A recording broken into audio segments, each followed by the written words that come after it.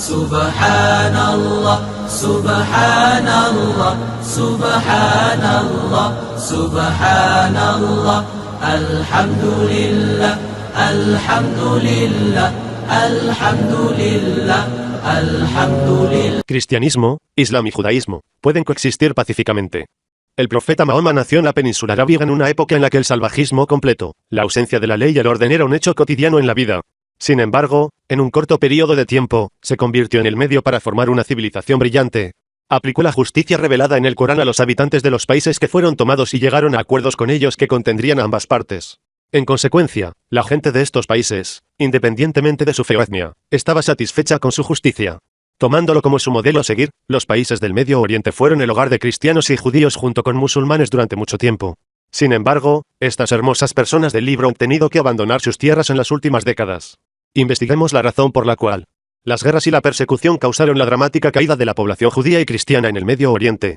Casi todos los judíos en los países árabes se han visto obligados a huir de sus respectivas patrias desde el final de la Primera Guerra Mundial. En el documental, Los refugiados olvidados, Levan Azamir, un judío que huyó de Egipto en ese momento, describe el estado de cosas. Ahora, puedes encontrar en Egipto solo unos 20 o 30 judíos viejos.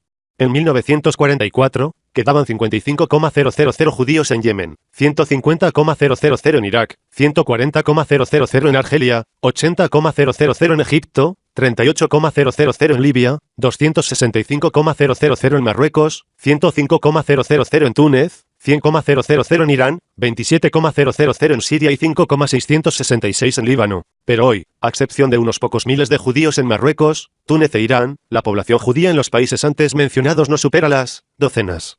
Después de ser exiliado de estas tierras, debido a las leyes cada vez más restrictivas, la discriminación y los crecientes ataques antijudíos, el resto se había obligado a abandonar la región a tiempo. El artículo, La historia más grande no contada de Medio Oriente, del ex embajador ante la ONU Ramprosor, presentado en el Huffington Post, habla sobre esta animosidad.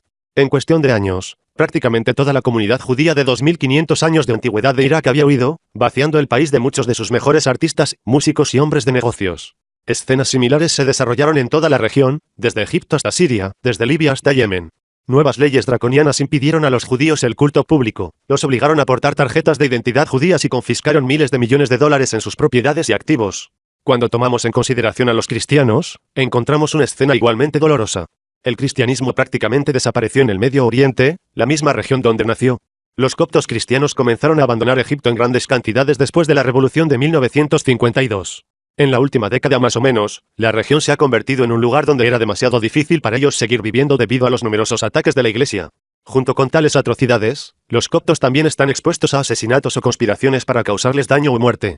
También son acusados de blasfemia o apostasía sin la necesidad de presentar pruebas contra ellos y, finalmente, suelen ser condenados a prisión. Estos incidentes son las repercusiones de la mentalidad extremista, que está completamente divorciada de las enseñanzas precisas del Corán. Critico fuertemente esta mentalidad.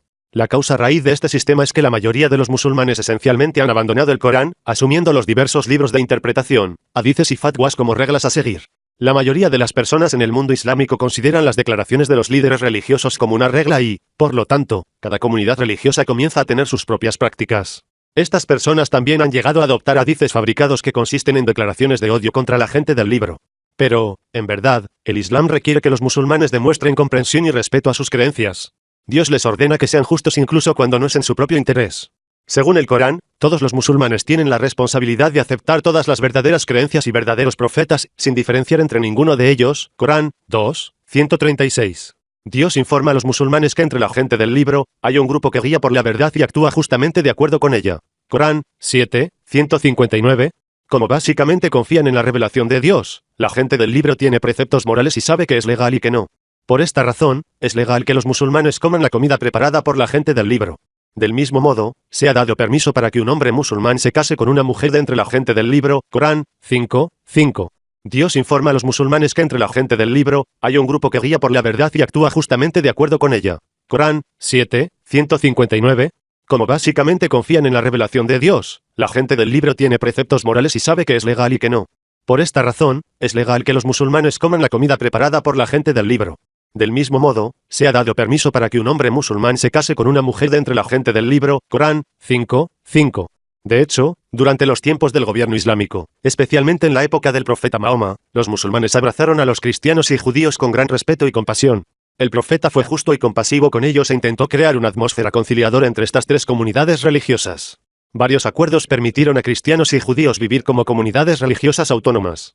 Además, en la era de Uthman, durante la conquista de la ciudad armenia de Dabil, las garantías dadas a los cristianos, judíos y zoroastrianos garantizaban la protección de todos los lugares de culto. Le permitió restaurar iglesias dañadas y construir nuevos monasterios.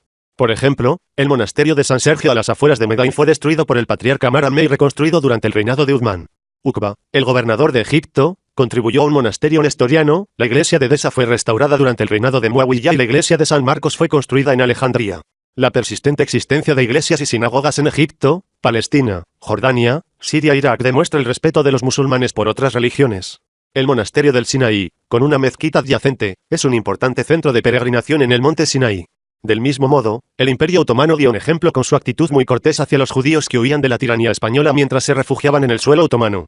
Al ser expulsados de España y encontrarse con más dificultades en otros países donde habían buscado refugio, muchos judíos murieron de hambre a las puertas de las ciudades.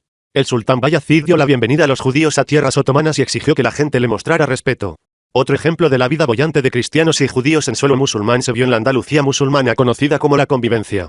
Este estado, que fundó la civilización más avanzada en Europa en ese momento, se caracterizó por el entendimiento exhibido hacia los miembros de otras religiones divinas.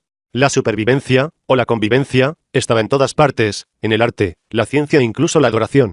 La iglesia de San Román, Toledo, 13 th siglo, por ejemplo, es una iglesia cristiana extraordinariamente hermosa construida por artesanos musulmanes y contiene temas y estilos musulmanes. Aparentemente, dos religiones no solo usaron las habilidades del otro, sino que también respetaron las culturas del otro. Los miembros de las tres religiones divinas cooperaron para desarrollar una de las civilizaciones más altas que nuestro mundo haya presenciado y tuvieron éxito.